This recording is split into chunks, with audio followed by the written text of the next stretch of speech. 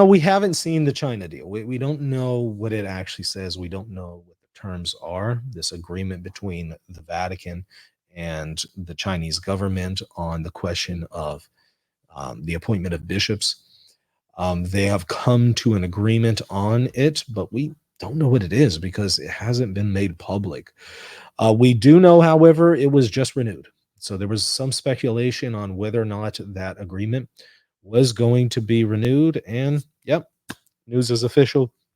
Vatican News is confirming whatever the deal is, it was renewed.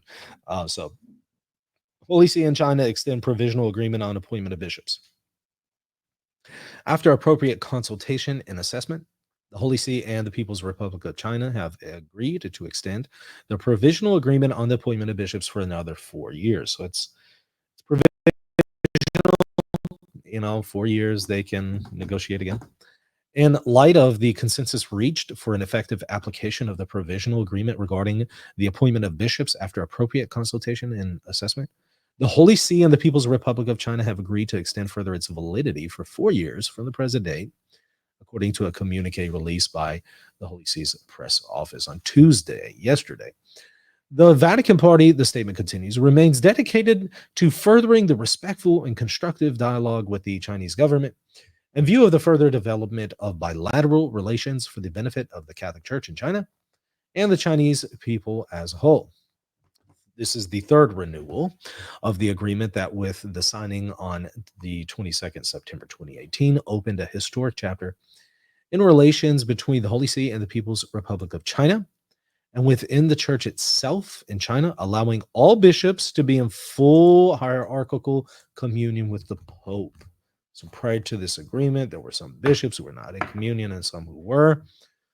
This ensured that the bishops could be in full communion. The new signature affixed by both parties on the provisional agreement extends its validity for another 4 years and follows the first renewal for a 2-year period, which took place 2 years ago on 2020. The provisional agreement ended decades of episcopal ordination without papal consent. This kind of goes back to the investiture controversy, right? We often saw this with emperors trying to appoint bishops. I mean, think of Photius, the emperor right before the Eighth Ecumenical Council removes Ignatius, Patriarch of Constantinople, and then puts in Photius. And so the Eighth Ecumenical Council is called to address the issue with Photius. Photius is anathematized by the Pope and the Council.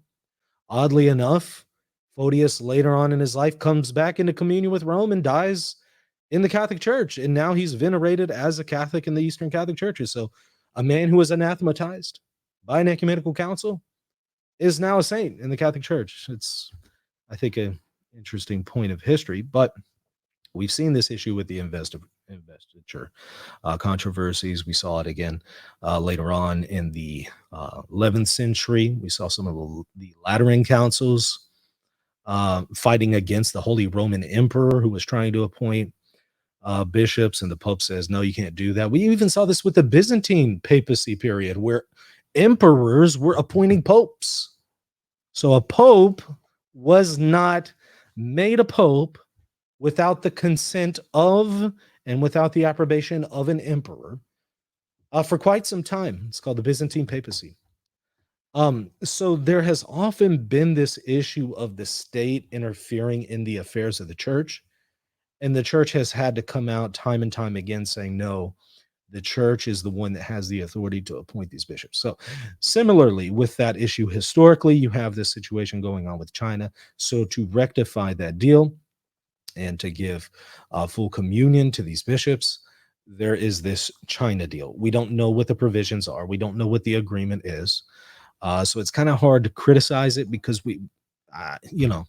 I see a lot of people criticizing it, but I can't criticize something I haven't seen and nobody else has seen except for a very few people in the Vatican. So until we know what the terms are, I can't really tell you if it's a good deal or a bad deal. I can't weigh in on it one way or another. It would be foolish to do so.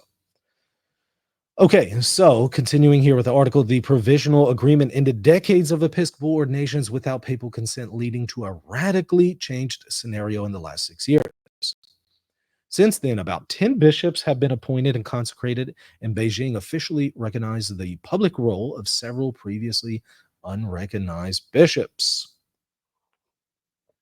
A sign of the new cooperation is also evidenced by the presence of bishops from mainland China at synods in the Vatican and other meetings in Europe and America, as well as that of young people at last year's World Youth Day in Lisbon. And the general participation of Chinese faithful and apostolic journeys made by Pope Francis in the East in recent years. So that's all we got on it right now. If there's more information that comes out on the China deal, I'll be sure to do a show, but that's what we know so far. It was renewed. Still don't know what the terms are. Hard to evaluate it. It is what it is.